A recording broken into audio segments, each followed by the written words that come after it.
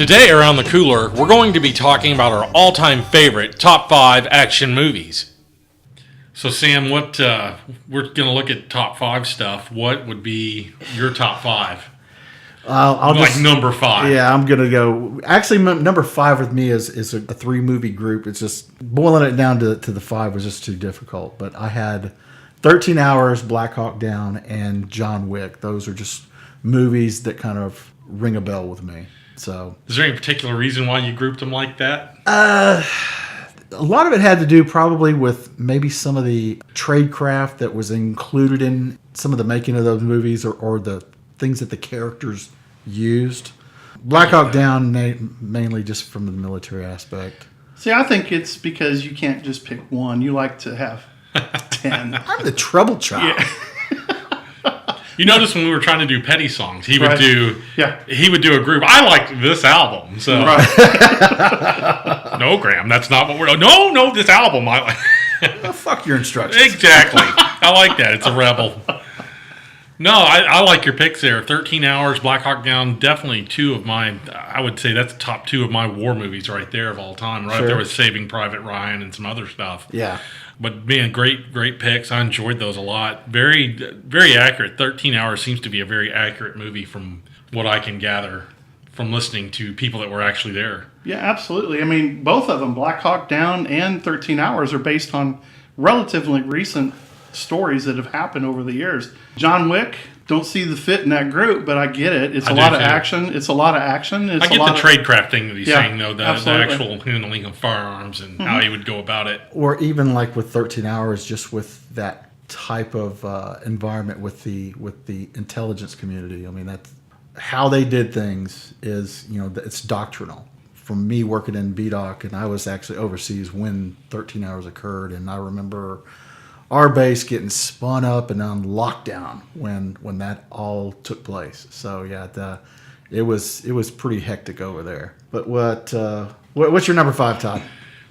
My number 5 would probably be The Professional with, also known overseas as Leon. Really enjoyed that movie. Gary Oldman was a complete nut job in that. He popped pills and he was a cop. It was just highly entertaining. That guy, to me, that's really the guy that made the movie, was the villain. And in a lot of my movies and a lot of my picks, it's the villain that really makes it for me. How bad you can be really determines how good the good guy can be. Who was that little girl in the movie? I forget. Natalie Portman. That was her first. That's her first appearance in a movie, actually. Right. And that whole aspect of that is flippin' creepy. I mean, her falling in love with him and him being uncomfortable with it. That really bothered me about that movie, but the action in it was so great, and having Oldman as the bad guy was just tremendous in that. The other thing that drew me to it, there was a firearm in that movie that I really liked. You guys know what a gun nut I am. There was a rifle in that movie where Leon is training her to shoot from the roof. Her name is Matilda in the movie. Portman's character's name is Matilda. That's right. And he's got her up on the roof, and he's teaching her to use a rifle with a scope and a suppressor. And there's a particular Bell & Carlson stock. I've always wanted to build this gun. Out of all the ARs I've had, I've wanted to build this rifle, and I've never been able to lay my hands on this stock. It's a real unique looking. It's a thumb hole design. Oh, yeah. It's got a real thick cheek weld piece that goes on it. It's a really cool. And he pulls it out of this cool case. It's this old leather case that he pulls it out of. It flips open. He assembles the rifle, screws the suppressor on the end of it, and he shoots some. It's with a paintball. They're practicing, but he shoots some congressman at distance, or she does, with this rifle. And it's just a really cool scene. I've always wanted that rifle. It's really turned me on to that movie. Before you mentioned that, I completely forgot about how good that movie was. Yeah. I guess because there's just so many that pile on top of it, and then when you revisit that, you're right, that Oldman character, my God. Yeah, he was a nut. He plays some great bad guys. Yeah. I mean, The Book of Eli, that whack job he played in that movie. Right. And just about any movie he's been in, he's pretty good at that bad guy role. Yeah, it was disturbing. What was the one, The Scarlet Letter? That's about the only thing that he just totally wrecked the train in. That was god-awful all the way around. And he played like Commissioner Gordon in one of the Batmans. He did. With he Aaron did. Eckhart, yeah. In fact, in a couple of them, and I think he did a great job at that. What was the Bruce Willis movie? He was the crazy, he was some crazy weapons warlord in that thing who was just hiring all kinds of... I remember the movie. I just can't remember the name, yeah. But yeah, Let's come back to that. the professional, that would be my top 5. Just like I said, the action was good all the way around.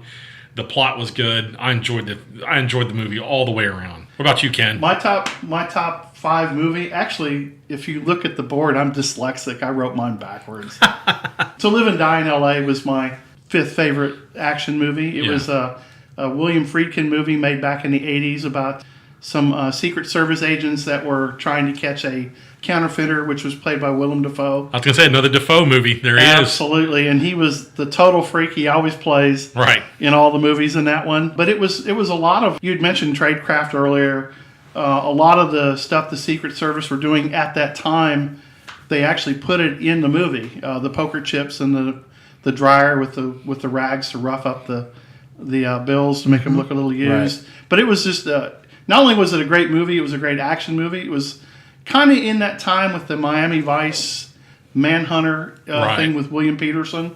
And so it kind of fit that. He was a profiler. They had Hannibal Lecter in that movie, which was played by Brian Cox. There you go. So there was a lot of features in that movie that were really good. But that really was one of my favorite movies. Yeah, good choice. Good choice. All right, Graham, what about your number 4? Number 4, Shooter. Shooter, just Bob Lee swagger. Yeah. Just everything about that movie just kind of rung a bell with me, but it kind of holds a special place for me because it was the last contact that I had with the civilian outside world before I went into basic training. It was like the training class that I was with. We were all set in an auditorium in Fort Leonard Wood, and it was the last entertainment we received of any kind. Yeah. Before we went and embraced the suck for 62 days. Dude, I think it's a great choice. I like that movie. That movie was awesome. The old man that talks about the shovel and burying the bodies out at Terra Lingua. That's one of the best lines in the whole freaking movie, man. Still got the shovel. Yeah. Exactly. That dude that was explaining the whole concept of with the paper and paper patching. That's it. Right. It was just a Schofeld. That was it. Schofeld. It was a French. It was a book written by a French armorer. Yeah. Yeah, that's a freaking awesome movie. So what you got, Todd? Number 4 for me was Heat. And I liked that movie for it. That was a hard movie not to put at number 1. I actually bounced back and forth between that and my number 1. Heat was just the shootout in Heat was absolutely the most phenomenal shootout ever filmed, in my opinion. It was a textbook. Very technical. Whoever put those guys on a rifle really trained them how to use a rifle. It was cool to watch. I mean, it had great guns in it. The firearms that were used, that FNC 80 that Pacino ran around with was awesome. He also had a really cool 1911 in that movie. Mm-hmm. The guns that were used were just phenomenal guns. I think the acting was well done. The plot was well done. Who really made that movie for me, though, of all people, was the character Chorito, played by Tom Sizemore. Right. Anything that Sizemore's in, he's another guy like Defoe that he's got that look in his eye like, dude, this guy could cut my throat at any moment. I don't know what this guy's going to do. But him calling people slick and just, that whole, hey, I am so cool I could drop you at a hat, drop you at the drop of a hat. It's just amazing. Sizemore is a very convincing actor. I mean, he, in any role, even in Black Hawk Down, all those roles he was in. The best line in that movie to me is where they're shooting and the 50 gunners up there going, they're shooting at us, they're shooting at us. He looks at him and he's kind of like, well, shoot back. Exactly. Well, no, I agree with you. I think that the Heat was one of those movies that most actors, when they get firearms, they overact and they introduce some stupid notion to their movements. Right. This movie was nothing like that. It was as if you were standing on a street corner watching this bank robbery happen. Right. I mean, it was incredible. It was very well filmed. I am kind of with that comment about adding something extra. Sometimes I do wonder if it comes from the actor or the director, because sometimes I guess you never really can tell who's trying to bring that out. I think you get a little bit of both. I think you get actors that want to delve into the role and do it right, and then you get directors that say, "I'm going to make this movie technically proficient." And it really depends on who you got there. Because I know Peter Berg is very much it's going to be by the book. It's going to be actual. He's a detail oriented guy for sure. Right. He definitely. if you hear anything about him, he does all his research and he really preps his actors. Oh, yeah. He'll run them through whatever means necessary to get them ready for the role. And the community has a huge amount of respect for him because they know he is very detail oriented. Well, Ken, what do you got going on for number 4? Well, I picked an old school movie from 1954 called The Seven Samurai. There you go. This is a Kurosawa movie written about feudal Japan in 1586. It just really, of course, it's the precursor to the Magnificent Seven movies and any other movie where good guys come save a village from a bunch of bad guys.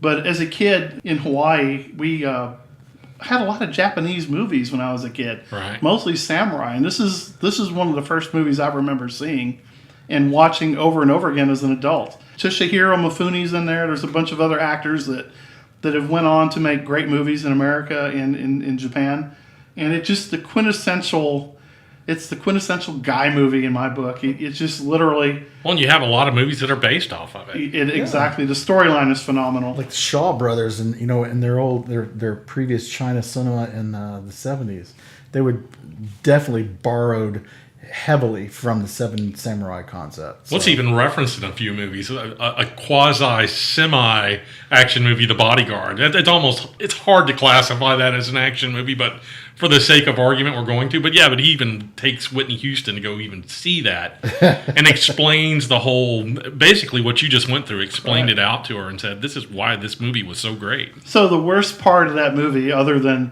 from beginning to end, is when she threw that scarf up in the air. Oh my God. And it was floating down, and then it fell across the samurai blade and was cut. And I was like, "Okay, this is terrible." Yeah, that movie was god awful. Terrible. Before we wreck this podcast, we're going to move on from that. Ken, going to Graham. What's your number 3 you got there, Graham? Again, breaking the rules. I had a group, and they're all Nicolas Cage movies because he played distinct characters in each one of them, with Face Off, Con Air, and The Rock. Face Off, he is Cameron Poe. Con Air, he's no, that's wrong. You had it backwards. He's Con Air.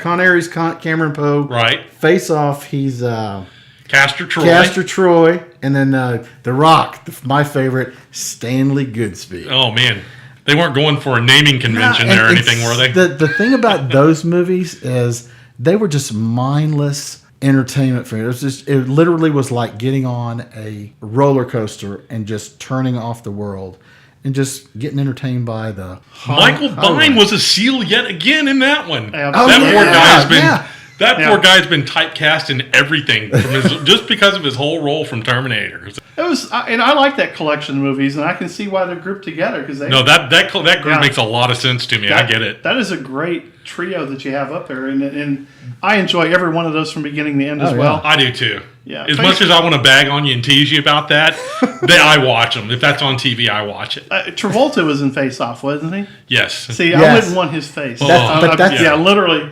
he can keep his face. That's why Travolta was, he played I guess not really I always expect the guy to dance. Come on, man. Stop. My hair. Don't mess with my hair. That too. Yeah. After he did that, what was it, From Paris with Love or whatever? Yeah. I never ever want to reference him in a movie. I have no idea what you're talking about. It was a horrible fucking movie. I'm sure that it was. I can just tell from the name. It's something that I would watch. That Reese, what's that kid that played in that movie with In Paris from Love? He was in. That's it. From Paris from Love. Okay. Reese something. I can't remember his. I don't know. But it was a horrible movie from beginning to end. I remember him sitting at the end of the table and just plugging a chick right in the freaking dome. Yeah. Huh. And it was just a character that the movie didn't make a lot of sense. Right. So. I was going to say I'd follow that up with I shot myself in the face and I feel better now. There you go. So Graham, that was your number 3. Let's get around to my number 3, which would have been Lethal Weapon. Now I'm going to do a little grammage here and do a group. I'm going to say 1 and 2. I liked 1 and 2 of the Lethal Weapon series. Now 3 and 4, oh my God, it was a PSA for the Democratic National Committee. That was god-awful movies. Oh yeah, for the time, yeah. And you got to wonder how that came about, because Mel Gibson typically, I don't know if he didn't have creative control over that. Right. Or what was going on. Well, and you had different directors of 3 and 4. Richard Donner was the first one. Right. But then I think you ended up John Woo ended up doing one of them, didn't he, or something like that? Or Probably. it was anyway. It ended up being a PSA in 3 and 4, and I didn't like that. 1 and 2, I really liked. You got the aspect of Riggs' character, which is of course played by, oh my God, I'm drawing a blank. Mel Gibson. Mel Gibson, thank you. As a nut, I mean, the guy played the nut to a T. Where he's buying the cocaine from the guys, and he starts slapping himself in the face and freaking out, and then draws his gun. He says, "I'm a real cop. That's a real fucking badge, and this is a real fucking gun." I mean, that is one of the best lines in the whole movie. And also to offset him, Gary Busey.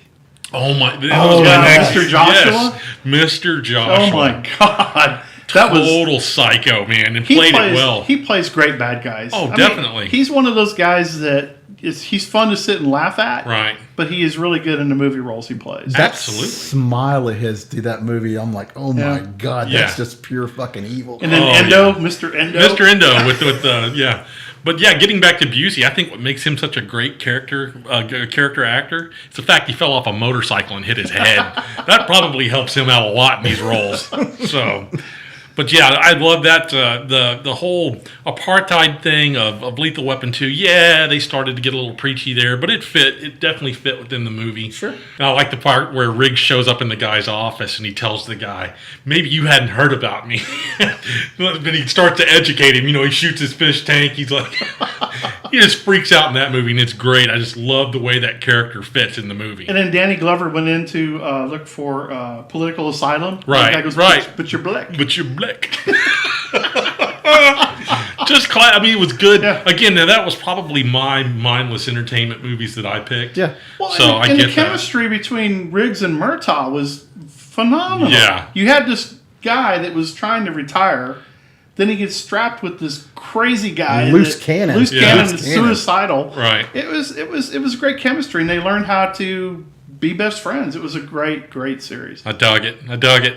Ken, what do you got for 3? I picked Casino Royale. I picked the one that was made in 2006 with Daniel Craig. And the main reason why I picked it is because, God, everything prior to that, the Peter Sellers movie was just horrible. Oh, yeah. It was just, I don't know what they were thinking. I know what they were smoking. I just don't know what they were thinking. But when they made this movie, that, to me, put Daniel Craig as the new 007. Right. Because you know me, I'm really picky about that. There's no 007 other than Sean Connery. I really struggled during the Roger Moore years because I was like, oh, this is horrible. And you know what? The sad part is some of those Roger Moore movies could have been really good. Oh, if it would have absolutely. been any other Bond other than Moore. Those Right. could have been good. Absolutely. Octopussy, Moonraker, those could have been great For movies. Your Eyes Only. Exactly. Yeah, for me, Sean Connery was the only Quintessential. Yeah. He was 007 until Daniel Craig does a really good job. Yeah, with- I think so. being I think he owns James it. Bond. Y'all are going to punch me after the podcast, but I actually like Pierce Brosnan. He was not a bad Bond. It wasn't terrible. His movies are watchable. I'll watch those when those come on. Yeah, he's made a few action movies. He's kind of, I don't know, he's kind of a puppet in a way, the way he acts. The one thing about Craig was he had swagger. Yeah. Oh, Craig, yeah. Craig had swagger, but the athleticism that was in that movie, the beginning scene where he was chasing that guy with the bomb through the construction yard, Right. that whole parkour, that was incredible. That was a great movie scene. Yeah, actually, with this new invention of Bond, there has been a whole lot more athleticism, more so than previous offerings. Well, and I think the movies come across as darker with Craig. And I mean, it seems like a more realistic movie than just some hokey gimmicky, cars flying through the air and Well, shit Casino like that. Royale was right, according to the storyline, was when he was given his license to kill. Right. That was actually his first big assignment. That's right. Yeah, That's so right. so it kind of set the tone for the character, and it set the tone for the development of the other shows or movies down the road. Right. Anyway, that's why I picked it. I think it's a good choice. All right, Graham, we're all the way down to number 2. What are we looking at? Again, rule breaker. It's the Bourne franchise. There you go. Between Matt Damon and the one lone Jeremy Renner movie, Which I liked. I did. too. They were I all did too. good, yeah. I had no issues. A lot of people bagged on that movie. I thought that was probably one of the better ones. Yeah, I mean, and again with that one, just a lot of trade craft. To me, nothing. In my opinion, I didn't see anything like way over the top because from the close quarters fighting, again, having had dabbled in in martial arts myself, I remember seeing a lot of the stuff that they did there. Where I mean, it had real world applications, but just a damn good movie. Really is for a franchise. No, I would agree. I mean, there's not a one in that series I didn't like. Each one of them drew you further and further into the story. And I was just shocked that Matt Damon was able to actually pull that off without, he did without really well. political agenda. Yeah. Because he typically is a political agenda. I'm not a fan of his or Ben Affleck when it comes to movies. Right. Because they tend to be too political. And this one here, he was able to set that aside. And he turned in an excellent performance. Chris Cooper, Brian Cox, all the people that showed up in this as co-stars in these movies were fantastic in this tradecraft.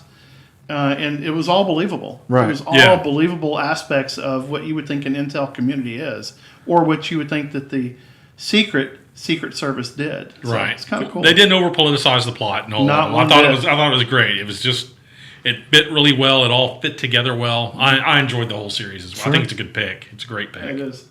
So what you got, Todd? All right, so I pulled a Graham here. I did a series of movies for my second one because they all kind of fit, which would be the Terminator series. I liked them from 1 all the way to Genesis. I like them all. And the movies fit together. Most people would say, oh, you lose a lot of consistency in these movies. Well, you do and you don't, because the premise behind the movie is the future isn't set. So that's why you can have some of the inconsistencies, because they're constantly changing the timelines and stuff. That's why timelines don't quite match up. And to me, that makes it somewhat more believable. I mean, come on, time travel is not really believable, but if you're looking at it from this... time travel is not possible? Oh, man, I don't know. That might be probably a topic for another discussion. Yeah. The one time travel is not possible at this point. That's what I'm driving at. In the movies. And even just kind of wrap your head around the concept of being able to go from this point to another point in time. Right. Now, the one thing I do recall that just kind of occurred to me with the Terminator series was when you just look at the technology for each iteration of the movie, where you have very mechanical to the next generation. The more fluid. It's very fluid. And so right about that time, nanotechnology and stuff like that is starting to come to the forefront. It's starting to become household names. Right. And as they become household names, they're starting to make their way into the movie and in some But form it progresses with the timeline to a degree, which makes it, to me, that's what keeps it interesting. Again, being a firearms nut, really enjoyed the guns. I would completely agree with the genesis of the technology, the weaponry. I mean, look at the influence these things have on inventors. Let's go back to Star Trek for a minute. That's true. Look at the flip phone. Right. I mean, come on, it's a communicator. Yeah. Okay, a phaser. What do we have now? It's a taser. Okay. It's funny you mention that, because there was actually a show on the History Channel where they said, how much stuff did we get from Star Trek that is now present in today's society? Just goes to show what happens when you feed the imagination, because the whole time travel Terminator thing, to your point about the inconsistencies, is that each time they went back, something changed in the next story. Right. So it's kind of like the Back to the Future thing, or even Stargate. Right. We talk a lot of these things about time travel. Any way you go about it, anything that you do when you make that move makes it change for the next show. That's true. It's got to make that easy. It's got to make that script easier to write. No, that's true. And I'm sorry. Let me go ahead and apologize to Ken now for stepping on his thought there. He had a great thought, and I was just going to walk right all over that. No, we're good. But no. The other thing I like about it, obviously, is being a gun nut, is the weapons that were employed in that movie. Mm-hmm. Great, always up to date. It was funny watching him walk into the gun store and ask for a plasma rifle in 40-watt range, not getting it. But then again, looking at the old laser slides, the old aim points that had the lasers over the slide, the Uzi, and then as you go through it, the firearms progress upward from there. The old lever action Winchester shotgun he took from the biker at the bar. But he also brought sunglass fashion into the forefront. He did. Gargoyles. How many dudes went out and bought gargoyles after Terminator? Right. I did. Yeah. I had like 2 or 3 pair. Well, hell, even with Top Gun and Aviators. Yeah. But now one of the other things that was with Terminator is what it took to bring down each one of these Terminator guys was so simple. Hey, the first one is he sinks into this huge vat of melted and just melts. Yeah. With the liquid, you freeze them. Right. But they may not. We have to freeze it and bust it. And then, bust it apart. Yeah. I don't recall what it did with it, but these simple scientific... It wasn't technology that brought them down. No, what you're trying to say. It was almost elemental. Yeah, viruses, right? Heat, freezing, all of it. Yeah. That was kind of interesting as, as the technology changes and evolves and becomes more threatening, the simple things are what slow these other things down. So you don't mess with Mother Nature. That's what you. She's the story of the whole movie. She's the biggest badass of all. All right, that's my number 2. Let's look and see what Ken's got for number 2. I picked Die Hard. Oh yeah. It's hard for me not to go through the holidays without watching Die Hard. Most people watch like How the Grinch Stole Christmas and Rudolph the Red-Nosed Reindeer. Great Christmas movie. I watched Die Hard and Lethal Weapon. Those are my 2 favorite Christmas movies. Yep. And, we were talking earlier, pre-production, about this movie. And one of the things that we found out was that Arnold Schwarzenegger was actually offered this role before. It was years before. But coming off of the worst movie ever, Commando, they thought this would be a good way for Schwarzenegger to make another movie in that series. And luckily for the rest of the world, Schwarzenegger turned that down. And then they reluctantly offered it to Bruce Willis, which I was like, I guess when John McTiernan put this movie together, he's like, yeah, we'll run with Bruce. And it turned in to be one of his best movies. Absolutely. How old did you say the script was? Because I remember you saying something about... 68, I think. Yeah, it's been around since the 60s. It was based on a detective series that Frank Sinatra played in. Okay, all right. And they were originally wanting to make a movie called Die Hard with Frank Sinatra back in the 60s. And it just never struck with him. The other thing you've got in that movie is Alan Rickman with his P7M8, man. Oh my God, Hans Gruber. Again, what a great villain to make a great movie. All of them. What was that ballet dancer that was one of the brothers? The big tall blonde dude. The dude with the long hair. Hang on. His name was Alexander Godunov. Oh, Godunov. There you go. Yeah, he was a ballet dancer. Alexander Godunov. Yeah. He played Carl. Yeah, he was a ballet dancer. That's what was just amazing to me is like, because there was a movie with Adam Sandler called The Do-Over. Right. And they took that character Carl and they put that character Carl into that movie, The Do-Over, and he was doing pirouettes and flips and all this Matrix crap flipping around, and he looked just like Carl from was he not to step on this, but was he not in that movie The Money Pit with Tom Hanks and Shelley Long? Now, if we're going to talk comedy movies, that was absolutely one of the funniest. I can't remember. But wasn't he Shelley Long's, if you've never seen the movie, I believe he's Shelley Long's ex. He was a cello player or something? No, he was the conductor. She was the cello player, and he was the conductor. Yeah, that's right. That was him. Wasn't he also a nihilist in The Big Lebowski? He could have been. He could have been. Was he one of those guys? I thought he was. I'm not sure, but he had the look at least. He could definitely pull that off. So, but there were so many phrases that came out of that. I mean, I could have lumped this with the second one. Yeah. Which was yippee-ki-yay, motherfucker. Oh, that yeah. was great. Oh yeah. I mean, iconic. that was another. Well, we missed that in the Terminator. I'll be back. I mean, how many of those? I mean, how many people said that for 10, 15 years after the movie? But that, like I said, that movie right there, the rapper in the limo downstairs, totally oblivious to explosions and all the stuff going on. He's just sitting there jamming. Right. What's his name? Argyle. I think his name That's was it. Argyle. Couldn't tell you the actor. He Fine. probably didn't star in And anything then else. the guy, the cop at the convenience store buying the Twinkies.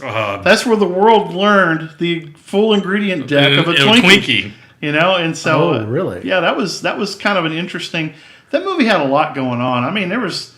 And then the rogue FBI agents, Agent Black and Agent White, or whatever they called themselves, Johnson and White. Johnson and Johnson. Johnson and Johnson. That's This it. is Agent Johnson. This is the other Agent. Yeah, that was. So what do I call you guys? That was so funny.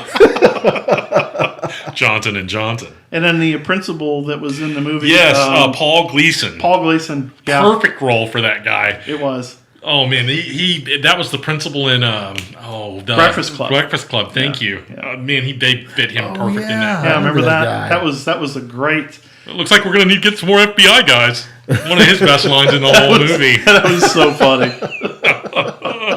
That was a good movie. It really was. All right, Graham, we're down to your number one. What do you have for your number one? And my final rule breaker again.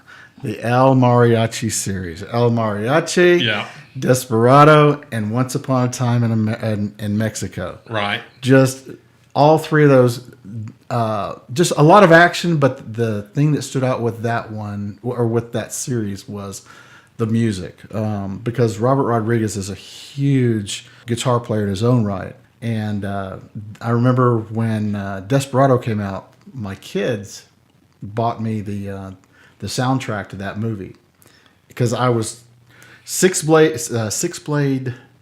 Knife was like the song that did it for me. Right. Freaking Dire Straits song, just a really cool vibe. And then El Mariachi definitely was, it was full of a lot of Mexican cultural music, and really good. A lot of classical guitar. Yeah, and the flamenco. And Yeah. everything, and that was kind of like my first introduction to Gypsy Kings. Yep. Because I kind of dabbled in it a little bit. I didn't know a whole lot about it. And at the time, the internet really wasn't. It wasn't in every household. Yeah. So really trying to find a lot of these artists that played in the earlier El Mariachi was you really had to go to a sound warehouse. Absolutely. It's funny because you had actors in there like Steve Buscemi. Yes. You had that's right. Selma I forgot about Hayek. it. That's who I was. That's who I had in mind. Was Selma Hayek was smoking Wasn't she hot in that movie. Yes. Cheech Marin. Yeah. Even Danny, the bartender. Danny Trejo. Yeah. Because that's one of my favorite action series completely all the way through. I just loved everything about it, especially if you've been to Mexico. Yeah. And you've kind of been on the streets and you see the little kid playing the guitar. The little thing like him stopping and teaching him a chord. Mm-hmm. I mean, all the little things, but my favorite part in there was the guitar case. Yeah. Yes. The guitar case full of guns. The suspense in the middle of the bar when they're all looking at it and it opens. And I was like, Tarantino really puts some great scenes together. Yeah. The bathroom, that nasty bathroom. Oh, my God. I remember watching that. Yes. I'm going to puke. There's a lot to like about that. And then Johnny Depp was in. He was in the third one. Yeah. And the funny thing with the Johnny Depp character is his infatuation with Puerco Pobillo. Yeah. Right. And him killing everybody that. And I don't remember I think it was he was killing people who. Was it if they did it well or if they didn't do it well enough? I forget what the deal was, because in the I remember he had that fake arm, and that was the best yeah, part. Right. in the DVD for the third one, there's the DVD extra has Robert Rodriguez in the kitchen showing a video clip of how to make Puerco Pobillo, and it's freaking awesome. It's freaking cool as shit. So, because he said, hey, in this video is you're going to see me making Puerco Pobillo. My next video will be basically showing you how to eat pussy. So, and he just has he has that weird, really quirky sense of humor. Right. Oh my gosh, that's funny. All right, so getting on around here to my number one. This is kind of an odd one, and I'm not sure that a lot of people would have picked this, but Ronin. Again, De Niro. It was a De Niro movie. Really liked the way that movie was put together. The action was good. There's probably better action in action movies out there, but again, getting back to your point, it was technically put together well. Like Tradecraft was done well in it. The suspense, the movie was well written. I think it was suspenseful. They kept you guessing as to what was in the case. That was the big thing. A lot of good one-liners. Firearms in the movie were amazing. And then the car chase scenes. Excellent car chase scenes in that movie. That's kind of why I picked this, is because it rounded out everything as far as what goes into an action movie. Okay. And I really enjoy it. I mean, that's one that I've got recorded and I watch it over and over again. Just great plot all the way around. The actors in it were great. I liked everything about it. That's fun. Yeah, it's funny because the car scenes in that era of movies, they really put a lot of emphasis on really good car scenes. Yes. Especially in that movie because, the French Connection kind of set the bar. They did. And then you had Bullet. I was going to say, between that and Bullet, you've really got something to live up to. So cops and cars seem to be the theme in some of these really great action movies. And it is, I think it's one of De Niro's best movies. He's gotten a little bit too political for me. He has. But it's very rare. I'll have to really choose what I go to see with him in it. So. Right. And other than his non-mafia movies, I mean, because he's made a big career off of being like Jimmy Conway and all these other guys. But this literally, to me, was one of the better roles for De Niro. It fits his personality. He didn't have to act much. I have a feeling that's probably what he's a lot like in real life. So, well, it's funny because actors like Robert Duvall, Al Pacino, Robert De Niro. Yeah. They play themselves with a different role in a different movie. You're hiring that guy to play this role. Right. And so that was one of De Niro's better movies. I like the one-liners in it where he's got the guy's on the whiteboard. What's that guy's name? Sean. It'll hit me here in a second. Sean Bean. He's drawing the scene out on the screen, and he's like, "Okay, this is how we're going to do this ambush." And De Niro walks over and sets his coffee down on the end of the table. And he goes, "Draw it again." He goes over there and erases it. And he goes, "Draw it again." He goes, "You're supposed to be the ex-millman. Draw it again." He's like, "I don't like your attitude," he tells him. And he's like, "Look, what color is the boathouse at Hereford?" And the guy can't answer the question. He's freaking him out, and he's backing him up the whole time. And he backs him into the coffee. And then the coffee spills on him. He goes, "Look, I just ambushed you with a cup of coffee." Best line in the whole freaking movie, that man. Is. Yeah, that's a good one. He's going, "Tell me about an ambush. Tell me about an ambush. I ambushed you with a cup of coffee." And he rips his gun out of his holster. Just embarrasses Sean Bean's character. I am going to have to go back and revisit that. It's been a long time since I've seen it. I'm telling you, that is probably, it's just got a bunch of good scenes in it like that. So there's my number one. That's got to be, like I said, it has everything in it for me. Well, my number one is going to be 13 Hours, The Secret Soldiers of Benghazi. Great choice. Ever since that movie came out, I've probably seen that movie 50 times at least, read the book twice, got to talk to one of the guys at a trade show, learned a lot about that. And for me, it wasn't the political ramifications of what happened in Benghazi as much as it was the Alamo. Being in Texas and being a huge fan of the Alamo, spent a lot of time studying Alamo history. This is probably the closest example of modern day Alamo if there ever was. Oh yeah. 6 guys. I mean, if you look at what these 6 guys did, and when you listen to their life story, and they start talking about how in tune they were as contractors, and about sacrifice and duty that they made, this commitment to each other, it is just absolutely amazing to me. I just can't get enough of the story. I can't get enough of the characters. And what I really enjoyed about it was the attention to detail.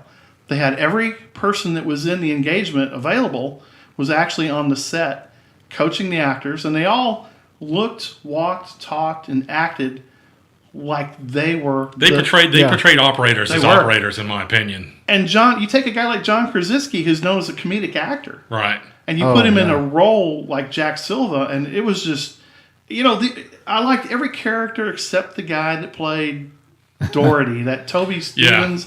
I just cannot wrap my head around that guy. It was hard to buy it. He was one of the ones that made that. The rest of it was just if you ever saw pictures of Doherty or heard him talk, they're just so not each other. Is the Doherty is his character? Are you reminded of him from Black Sails? Yes. So you're waiting for him to drop on his knees and blow dudes. Oh God! Talk about crashing a movie. That's a combat strategy. Can you kill him? Yeah. Well, I could, but it might take me all day. Oh my God! Yeah, I like I said, I just enjoyed everything about that movie, and it was also the unsung hero. I mean, everybody got the CIA people, the State Department people, all got all kinds of accommodations and awards for this engagement, but these contractors basically didn't. Right. They weren't even interviewed by Congress or anybody. Nobody wanted to hear what they had to say. Nobody wanted to hear the story. And I really have to applaud the director on this movie, Michael Bay, for sticking to the book and sticking to the advice of his advisors. He actually made a fantastic movie. When they were talking about things that were different, Paranto only referenced a couple things that weren't legit correct. And one of them was the scene where they're sitting in the car and they're in the roadblock downtown. That actually said happened at night. Right. I was going to say, it's just a matter of time frame. Yeah, it's just a time frame. And they did that so you can actually see the engagement. Right. Because of the lighting. Because the lighting was an issue. And then the second, another one was the smoke when they were going in and out of the embassy. Right. It was so thick, he said, if we filmed it, you would just see a blank screen. Right. That was pretty bad. Which makes sense is why you would edit that out. Or to change it a little to make it where you get the feel. Right. But even there was I saw some brief interviews with Michael Bay, I guess, when people were kind of questioning his viewpoint of how he was filming this movie.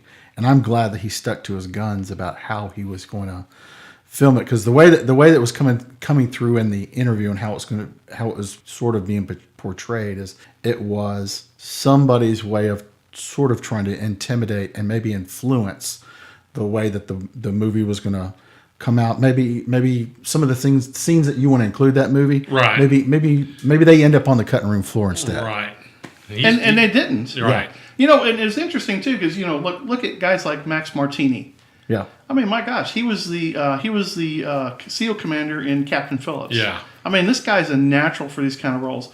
But when they were talking about the extent of injuries of these guys, and I know I don't want to get all the way into it, but the fact where he was sitting there with his arm dangling, he said that really happened. He said that guy was... Something like 6 or 7 surgeries get his arm back to where it's somewhat functional. He was literally trying to get his weapon back in the battle. And then Dave Ubben was literally damaged worse than Oz was. Right. And they had the wherewithal to go up there and unload his gun and give his gun back to him. The intimacy of details that they put in this movie, to me, just... I don't know. You don't see that in very many movies. When you read the book and you say, wow, I'm watching it. Anyway, that was why it was my number one. I get it. Well, guys, I think that's a pretty good top 5 pick from all of us. I really enjoyed, everything that was picked, I enjoyed all of them. Well, let me ask you all one question. Of all the movies we talked about, is there a movie you want to go back and see now that you didn't think you would want to go see again?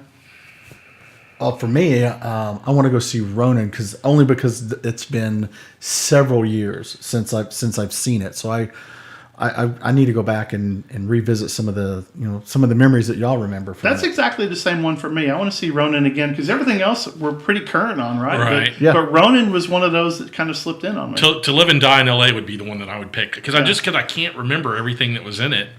I know it was a good movie and I know I enjoyed it, but it's like, man, I can only picture myself seeing parts of this. And that's another one I want to go back to see. But, out of all of our lists, too, when you look at, outside of maybe 13 Hours and John Wick, and there may be, a couple more that are more recent, the way I look at it is with, we're in 2017. And not one of the movies that we picked goes... 13 Hours is pretty recent. 13 Hours is yes, 2016. That's what I was saying is that one's fairly recent. So is John Wick. John Wick, and then it's going to be all the way back to 2006. Right. Now, which is Casino Royale. And or one of the Bournes, But outside of that, a lot of those movies are way older. So what does it say then about movie making and action movies now? That's kind of sort of where my point is. Either I'm not paying attention to the things that are coming out, or I'm not really interested in the things that are coming out. Or we're not being fooled by CGI. You got to remember, we talked about all these movies that were completely acted out in real time or realistic action, and there wasn't a lot of CGI to it. Right. Because a lot of people might argue with that list and say, well, what about the Transformers? Well, or Matrix or... Yeah, exactly. Yeah, a lot of CGI. So it's funny because our tastes tend to pick movies that were very realistic and believable. That's what I was going to say. I think you've got to make me believe what I'm watching. Sure. Even in the real highly fantasized stuff like the Terminator. Again, I can point to things that say, well, I can see how this could realistically happen. They did a good job incorporating real world things. Did you see any future weapons come back? No, that's true. Because the whole birth of the Terminator, they had technology, but they couldn't bring weapons. That's a good point. Yeah, I didn't even think. They about were that. the weapon. Basically. Yeah, exactly. Yeah. Very well, cool. guys, good top 5. I enjoyed it. That's all for today's podcast. Thanks for listening to The Cooler.